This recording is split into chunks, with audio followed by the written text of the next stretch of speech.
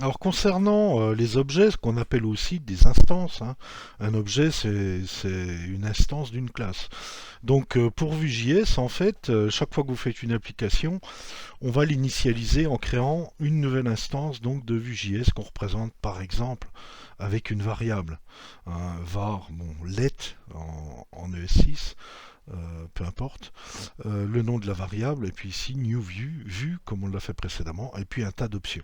Alors ces options, ils vont permettre de définir les comportements de cet objet vue WM par exemple. Donc les propriétés de données, les données qu'on va mettre à l'intérieur, les éléments qu'on va observer, les éléments attachés, les méthodes, le template concerné, etc. Donc vous verrez au fur et à mesure de ce cours qu'il y a énormément de choses qu'on peut faire avec ces objets, hein, puisque le but c'est de piloter complètement le template de A à Z. Alors une application vue, elle permet simplement, elle consiste simplement à définir l'objet racine, l'instance, comme on le voit ici, et puis après, toutes les options qui vont venir s'accrocher à cette instance, les données, les fonctions, etc., vont être représentées sous la forme d'un arbre, une forme arborescence. Ceci contenant cela qui contient ceci, etc., etc. Et puis, bah, c'est toute cette organisation-là qui vont nous permettre de faire, on va dire, un objet complètement interactif. Alors, il y a des mécanismes qui existent, hein, évidemment. Donc, le mécanisme réactif qui vient des frameworks de type front-end, qui va veiller à observer toutes les modifications des données dans une application et inversement toutes les modifications qui peuvent intervenir sur les templates. Alors, évidemment, on va avoir des données qui vont être passées à l'objet, l'instance de vue, et le framework, il va lui surveiller et veiller à ce que soit maintenue la cohérence entre les données évidemment qui sont à l'intérieur de l'objet et les données qu'on va utiliser dans notre template, dans notre page HTML. Alors ce mécanisme évidemment on appelle ça le binding, il est connu de tous les frameworks hein, de type front-end, même d'autres.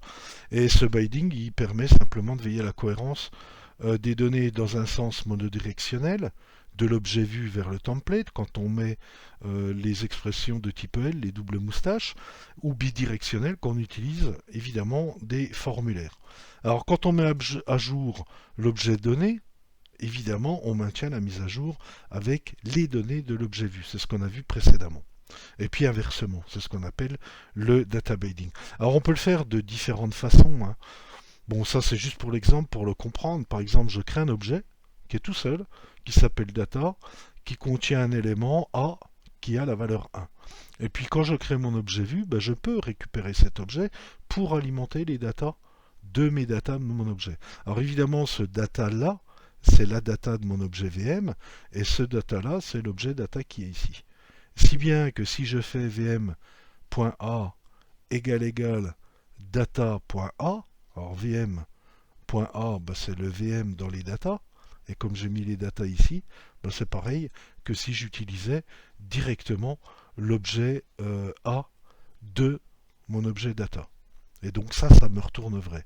Et si je viens le modifier dans ma vue, comme il y a un data binding entre les deux, hein, si je viens le modifier ici, bah, il est modifié indubitablement ici. Comme je l'implique, je l'explique ici. Et si je le modifie à ce niveau-là, ben il est aussi modifié ici. Et ça, c'est le framework qui s'en occupe. Et c'est le système qu'on utilise, pas sous cette forme-là, ça c'est juste pour expliquer le principe, mais qu'on utilise évidemment avec les templates.